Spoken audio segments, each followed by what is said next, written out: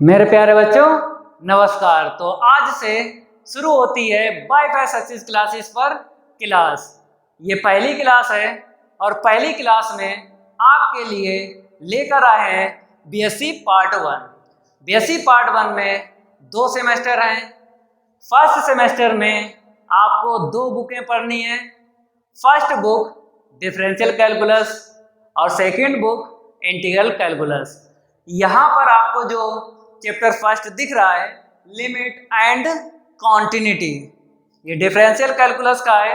पहले आपको differential calculus complete करवाएंगे, उसके बाद इंटीग्रल कैलकुलस। यहाँ पर आपको चैप्टर फर्स्ट दिख रहा है। आपके पास जो भी बुक होगी आपको देख लेना है। चैप्टर यहाँ पे शायद आपका 3 हो सकता है, 5 हो सकता है, लेकिन यहाँ पर लिमिट एंड कॉन्टिन्यूटी जो लिखा है उसको आप लोग मैच कर लेना है। अलग अलग राइटर की अलग अलग बुकों में ये चैप्टर होगा, लेकिन हम आपको 1 बाय 1 चैप्टर कंप्लीट करवा देंगे। यहाँ पर आपको दिख रहा होगा एक्सरसाइज 1.1 बेसिक। सबसे पहले आपको एक्सरसाइज 1.1 का बेसिक पढ़ाएंगे, उसके बाद एक्सरसाइज के क्वेश्चन सॉल्व करवाएंगे। तो इस वीडियो को आप लोग शेयर कर दो और बता दो अपने दोस्तों को कि वाईफाई सक्सेस क्लासेस पर क्लास शुरू हो चुकी हैं और क्लास में आपको बता देना है कि क्या पढ़ना है। जैसे ये पहली क्लास है और पहली क्लास में बीएससी पार्ट 1 हम लेकर आए हैं। अगर आपको क्लास 12th का सिलेबस पढ़ना है या फिर क्लास 11th का सिलेबस पढ़ना है या फिर क्लास 10th का सिलेबस पढ़ना है या फिर क्लास 9th का, कमेंट करके बता देना है। 1 बाय 1 क्लास में आपको पढ़ा देंगे, दिक्कत नहीं आएगी, ये मेरा आपसे वादा है। तो शुरू करेंगे बेसिक एक्सरसाइज 1.1 का। तो यहाँ पे आपको नंबर फर्स्ट में लिख लेना है इनडिटरमिनेट फॉर्म। इनडिटरमिनेट फॉर्म, इसकी हिंदी भी लिख देते हैं। हिंदी में इसको बोलते हैं अनिर्धार्य रूप। ये आपको हेडिंग डाल लेना है, इनडिटरमिनेट फॉर्म। सबसे पहले नंबर फर्स्ट में आपको लिख लेना है फॉर्म 0/0। सेकंड में लिख लेना है फॉर्म इनफाइनाइट अपॉन इनफाइनाइट। ये 2 फॉर्म आप लोग पढ़ चुके हो क्लास 11th और 12th में, जब लिमिट सॉल्व करते थे। आपको पता है कि सांता तथा अवकलनीयता आपने क्लास 12th में पढ़ी थी ना। तो फॉर्म 0/0 या फिर फॉर्म इनफाइनाइट अपॉन इनफाइनाइट मिल जाती थी। तो हमने आपको बताया था, अगर मेरे ही चैनल से आपने कंप्लीट सिलेबस किया हो तो हमने यही बताया था कि हमें अवकलन करना होता है, मीन्स डिफ्रेंशिएट। अंश का अलग करते हैं, हर का अलग करते हैं जब ये फॉर्म मिलती है 0/0 या फिर इनफाइनाइट अपॉन इनफाइनाइट। और भी हैं इनडिटरमिनेट फॉर्म, 1 बाय 1 हम यहाँ पे लिखवा देंगे। लेकिन इतना ध्यान रखना है कि ये जो 2 फॉर्म हैं इसमें अवकलन तो होता है, लेकिन एक रूल है, उसका भी नाम बता देते हैं, एल हॉस्पिटल रूल बोलते हैं। तो यहाँ पे लिख लो एल हॉस्पिटल रूल। ठीक है, जब क्वेश्चन सॉल्व करवाएंगे तो इसका यूज भी बता देंगे। अगर आपकी प्रैक्टिस नहीं हुई है क्लास 12th में, यहाँ पे करवा देंगे, दिक्कत नहीं आएगी। नंबर 3 में देख लो for 0 into infinite. Number 4 for infinite minus infinite. और भी हैं, इनको हम इनडिटरमिनेट फॉर्म बोलते हैं। जब भी आंसर शीट में आपको ये दिख जाए या ये दिख जाए तो बोल देंगे कि फलन का अस्तित्व नहीं है। मीन्स फलन को इंग्लिश में बोलते हैं फंक्शन, तो फंक्शन डज नॉट एग्जिस्ट हो जाएगा अगर ऐसे मिल जाए। तो फिर हम कन्वर्ट करते हैं, जैसे ये है तो इसको हम कन्वर्ट कैसे करते हैं, इनफाइनाइट की कैलकुलेशन आपने पढ़ी होगी। जब भी कैलकुलेशन में आपको मिल जाता था तो आप लोग ऐसे करते थे। फिर हम क्या करेंगे, सॉल्व करेंगे, इतना मिलेगा। मतलब जो भी हम यहाँ पे इनडिटरमिनेट फॉर्म लिखवाएंगे तो हम क्या करेंगे, 0/0 या फिर इनफाइनाइट अपॉन इनफाइनाइट में कन्वर्ट करेंगे जब क्वेश्चन सॉल्व करवाएंगे। यहाँ पर आपको ध्यान देना है, ये आपको इसलिए बता रहे हैं क्योंकि एल हॉस्पिटल रूल केवल और केवल 2 इनडिटरमिनेट फॉर्म पर यूज करते हैं, 0/0 इनफाइनाइट अपॉन इनफाइनाइट। जैसे ये फॉर्म मिल जाए तो इसको हम ऐसे करके कन्वर्ट कर लेंगे, फिर आगे सॉल्व कर लेंगे। यहाँ पे आ जाओ, जैसे इनफाइनाइट माइनस इनफाइनाइट है तो 1/0, क्योंकि ये आप लोग जानते हो, माइनस इसको भी ऐसे कर लो, एलसीएम ले लो 0, ऊपर कितना मिलेगा 1 - 1। अरे भाई एलसीएम ले लिया 0, ऊपर क्या मिला 1 - 1, तो क्या मिलेगा 0/0। ठीक है, ऐसे करके जो भी हम इनडिटरमिनेट फॉर्म लिखवाएं तो वो आगे चल के इसी में कन्वर्ट हो जाती है और ये हॉस्पिटल रूल लगा लेते हैं। ठीक है, समझ में आ गया होगा। जब क्वेश्चन एक्सरसाइज 1.1 के हम सॉल्व करवाएंगे, अगर ये फॉर्म मिलेगी तो हम फंक्शन को नीचे कर लेंगे, जो भी इनफाइनाइट बनाएगा, फंक्शन का मतलब फलन। ऐसे यहाँ पर ये दोनों ही फंक्शन आपको मिलेंगे, 2 टर्म मिलेंगे, दोनों ही इनफाइनाइट बनाएंगे तो हम अपान में कर लेंगे। फिर उसके बाद यही हम हॉस्पिटल रूल जो है यूज कर लेते हैं। अब देखो number 5, for 0⁻0। Number 6, for infinite. जैसे ये जो 2 हैं इसका भी हम रीजन बता देते हैं। जैसे आपसे कोई पूछता है किसी की घात 0 हो, किसी की घात 0 हो तो क्या बताते हो, 1 बताते हो। ठीक है, जैसे a की घात 0 तो आपने क्या बताया 1, 5 की घात 0 तो आपने क्या बताया 1, किसी की घात 0 हो 1 बताते हो। अब देखो यहाँ पे 0 की घात 0, इसके आंसर 1 आएगी, नहीं आएगी। तो मतलब इन दो को छोड़ के, इन दो को छोड़ के और सभी 1 बताएंगे, लेकिन इन दो को छोड़ के। यहाँ पर भी घात 0 है, यहाँ पर भी घात 0 है, घात का मतलब पावर, यहाँ पर भी पावर 0, तो ये जो है 1 नहीं देंगे क्योंकि इनडिटरमिनेट फॉर्म है। अब कोई आपसे ये पूछ दे कि किसी की घात 0 तो आप बता देते हो 1, लेकिन 2 कंडीशन आपको अलग से बताना है कि इनको छोड़ के अदर आपको 1 बता देना है। ठीक है, चलो भाई आगे बढ़ते हैं। अब इसको हम रफ करके एक और यहाँ पे बता देते हैं इनडिटरमिनेट फॉर्म 7, फॉर 1 की पावर इनफाइनाइट। ठीक है, टोटल कितनी इनडिटरमिनेट फॉर्म है, 7 है, 7। इनको नोट कर लो, क्वेश्चन में यूज होगा तब आपको और अच्छे से समझ में आएगा। इसको हम रफ करके अब नेक्स्ट जो भी रूल है हम आपको बताएंगे। पहले इसको हम रफ कर देते हैं। अब आपको सेकंड नंबर डाल लेना है। क्या डाल लेना है, सेकंड नंबर। ठीक है, तो यहां पर लिख लेना है right hand limit, right hand limit. इसको बोलते हैं RHL। ये भी आप लोग पढ़ चुके हो क्लास 11th और 12th में। हिंदी में भी इसको बता देते हैं, दक्षिण पक्ष सीमा, ये इसकी हिंदी है, दक्षिण पक्ष सीमा।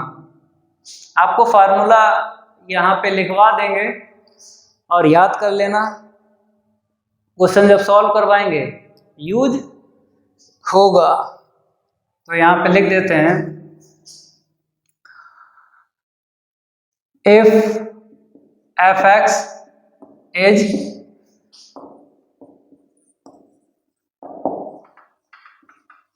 right hand limit, it is denoted by f0 plus 0 और यहाँ पे एट x इक्वल 0, x की जो भी वैल्यू होगी यहाँ पर आपको रखना है। जैसे यहाँ पे 0 लिया तो यहाँ पे हमने 0 लिखा, जैसे यहाँ पे हम a ले लें तो यहाँ पे क्या आएगा, a आएगा, f a plus 0 at x equal a। और यहाँ पे लिख लेना है and is define as f a plus 0 equal होता है limit s tends to 0 f a plus ah। ये हम बॉक्स में इसको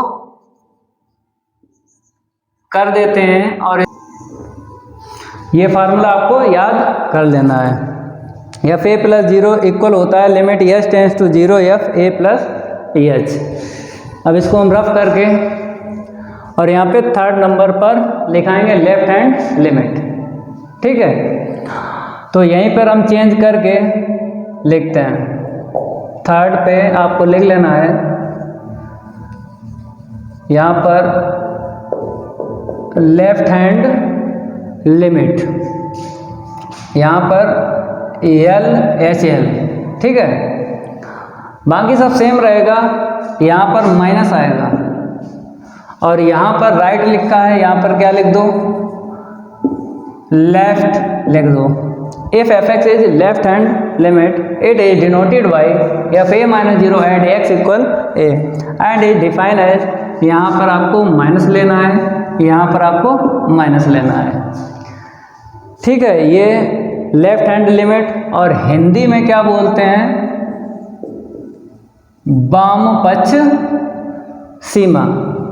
इसको भी आप लोग लिख लो, थर्ड हो गया। अब इसको रफ करके आपको फोर्थ पर लिखाएंगे एग्जिस्टेंस ऑफ लिमिट। इतना आप लोग नोट कर लो, इसको हम रफ करके बताते हैं कि नंबर फोर्थ में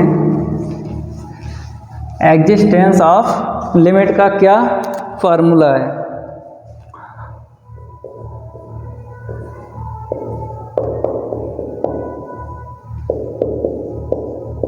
एग्जिस्टेंस ऑफ लिमिट,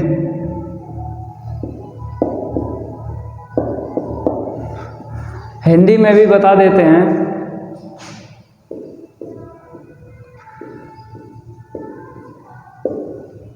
सीमा का अस्तित्व, ठीक है। जैसे यहाँ पर f a प्लस 0 इक्वल आएगा f a माइनस 0, इसको बोलते हैं राइट हैंड लिमिट, इसको बोलते हैं लेफ्ट हैंड लिमिट। तो राइट हैंड लिमिट की जो भी आंसर शीट आएगी वो किसके इक्वल आएगी, लेफ्ट हैंड लिमिट के। तो यहाँ पर हमने यल सपोज कर लिया, सपोज दैट,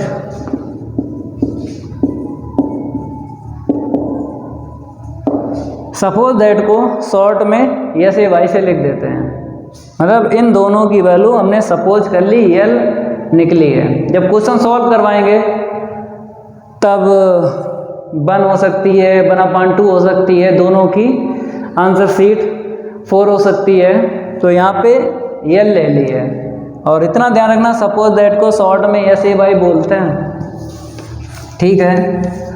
अगर इन दोनों की आंसर शीट सेम आती है तब आप यहाँ पे लिखोगे then limit x tends to a f(x) equal l, और ये l जो है एग्जिस्ट, क्योंकि दोनों की जो आंसर शीट आएगी वही limit x tends to a f(x) की होगी। और एग्जिस्ट का मतलब है कि आंसर शीट इनफाइनाइट नहीं आएगी दोनों की, ना ही माइनस इनफाइनाइट आएगी, इन दो को छोड़ के, ठीक है, उसी को बोलते हैं एग्जिस्ट। और अगर ये मिल जाए इसे बोलते हैं डज नॉट एग्जिस्ट। क्या बोलते हैं? Does not exist. अब समझ में आ गया, एग्जिस्ट और डज नॉट एग्जिस्ट, ठीक है, कोई दिक्कत नहीं आएगी। कितना लिखना है ये तो आपको समझाया है ना, आपको इतना लिखना है और इसको बॉक्स में बंद कर देते हैं। और जो भी हम बॉक्स में बंद कर रहे हैं उसको आपको याद करना है, ठीक है ना। चलो, एग्जिस्टेंस ऑफ लिमिट हो गई। अब नेक्स्ट इसका रूल आपको बताएंगे।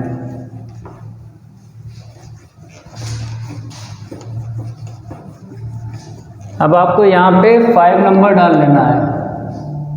क्या डाल लेना है? 5 डाल लेना है। डेफिनेशन ऑफ लिमिट, जैसे कुछ क्वेश्चन अपसाइलन एंड डेल्टा, कुछ क्वेश्चन अपसाइलन एंड डेल्टा से भी सॉल्व होंगे, तो उसके लिए यहाँ पर आपको लिखवा देते हैं, ठीक है। तो यहाँ पर आपको नंबर 5 में लिखना है definition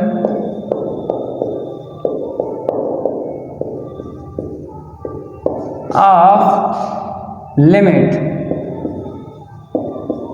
definition of limit Hindi में अगर चाहो तो यहाँ पे लिख देते हैं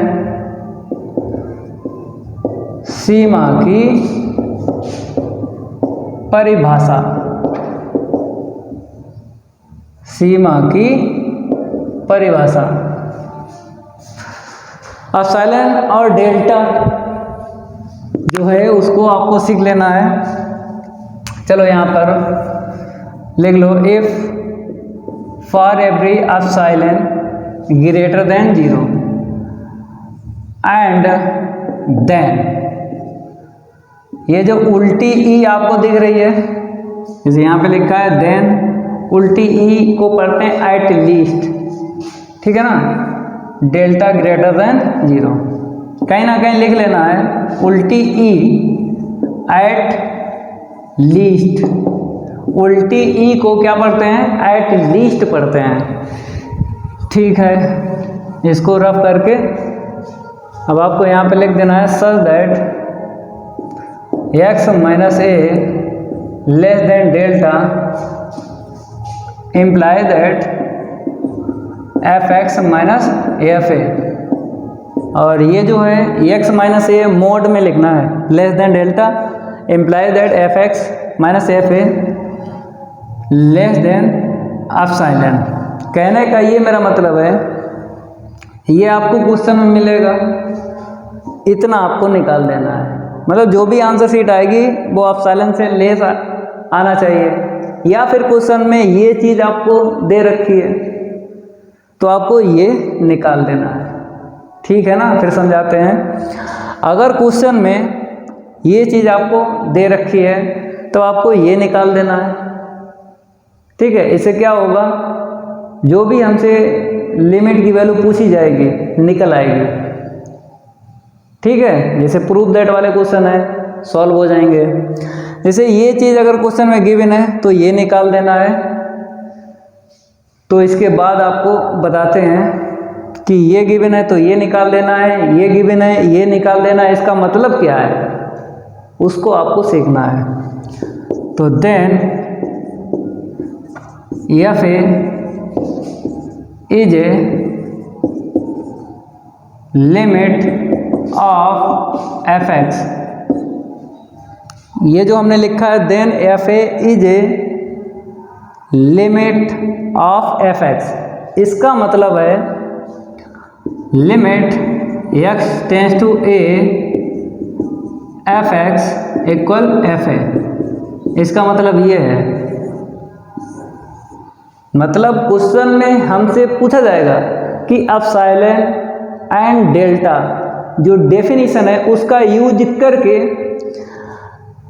एफ एक्स की लिमिट निकालो। एफ एक्स क्या है, फलन बोलते हैं, इंग्लिश में फंक्शन बोलते हैं। तो अगर ये गिवन है ये निकाल देना है, ये गिवन है ये निकाल देना है, तो जो भी क्वेश्चन में प्रूव दैट बोला गया है ये आंसर शीट होती है। क्या होती है? ये आंसर शीट होती है। जब क्वेश्चन सॉल्व करवाएंगे तब आपको अच्छे से समझ में आएगा, और ये जरूर आपको याद कर लेना है। ठीक है, 1 2 3 4 4 लाइनें हैं, 4 लाइनें आपको ध्यान रखना है। क्वेश्चन एप्सिलॉन डेल्टा से हो जाएगा। जब भी क्वेश्चन आएगा एप्सिलॉन एंड डेल्टा से तो ये 4 लाइनें हमें लिखना पड़ती हैं। तो इसलिए आपको 1 बाय 1 लाइन ध्यान रखना है। जब भी क्वेश्चन आएगा एप्सिलॉन एंड डेल्टा से, कहेगा प्रूव दैट या फिर टू फाइंड लिख के आएगा, लिमिट की वैल्यू फाइंड करो, तो इन 4 लाइन का यूज करते हैं। तो एक्सरसाइज 1.1 का जो भी बेसिक था हमने यहाँ पे कंप्लीट करवा दिया। अब नेक्स्ट क्लास में एक्सरसाइज ये है ना, इसके क्वेश्चन सॉल्व करवाएंगे। अगर आपका जो भी चैप्टर फर्स्ट हो कमेंट में बता देना कि मेरा सर ये चैप्टर है ये चालू कर दो, तो चालू कर देंगे। हम जो पढ़ा रहे हैं, ये जो पढ़ा रहे हैं chapter first limit and quantity, ये डॉक्टर विनोद कुमार से है, कानपुर यूनिवर्सिटी का सिलेबस है। ये जो पढ़ा रहे हैं फिर रिपीट कर देते हैं, कानपुर यूनिवर्सिटी का सिलेबस है। आपकी जो भी यूनिवर्सिटी हो कमेंट करके ज़रूर बता देना, और अपना हम व्हाट्सएप नंबर भी बता देते हैं 7607620452। ये व्हाट्सएप नंबर है 7607620452। आपके पास जो भी बुक हो, और अगर चैप्टर फर्स्ट कुछ चेंज हो तो ये नंबर है, व्हाट्सएप पे आप लोग फ़ोटो भेज देना है तो हम उसको भी करवा देंगे। ये मेरा आपसे वादा है। कठिन से कठिन क्वेश्चन हम सरल तरीके से आपको बता देंगे। पूरे YouTube पे चैलेंज है, आपको कोई बीएससी का सिलेबस नहीं पढ़ाएगा A to Z। हम आपको एक्सरसाइज 1.1 हो चाहे 1.2 हो चाहे एक्सरसाइज कुछ भी हो, A to Z question solve करवाएंगे और एग्जाम्पल भी सॉल्व करवाएंगे। A to Z क्वेश्चन समझते हो, कोई नहीं आपको लगवाएगा, आपसे फीस भी पड़ जाएगी। कोचिंग में जाके भविष्य तो खराब हो ही जाएगा। तो ये मेरा व्हाट्सएप नंबर है, आराम से सेव कर लो, मैथ बाय मानव सर, और बता देना इस नंबर पे कि मेरे पास ये बुक है सर, ये चैप्टर है। पहली बात हम करवाएंगे, आपके चैप्टर मैच हो जाएंगे। शायद अगर मैच ना हो तो इस पे ज़रूर फ़ोटो खींच के भेज देना है, या पहले हमसे बात कर लेना, फिर उसके बाद हम जो भी बताएं उसको समझ लेना है। और अगर फ़ोटो कहें तो व्हाट्सएप पे फ़ोटो कर देना है और क्वेश्चन सॉल्व करवा देंगे, फिर दिक्कत नहीं आएगी। तो मिलते हैं अगली क्लास में। आज के लिए इतना ही काफ़ी है। धन्यवाद।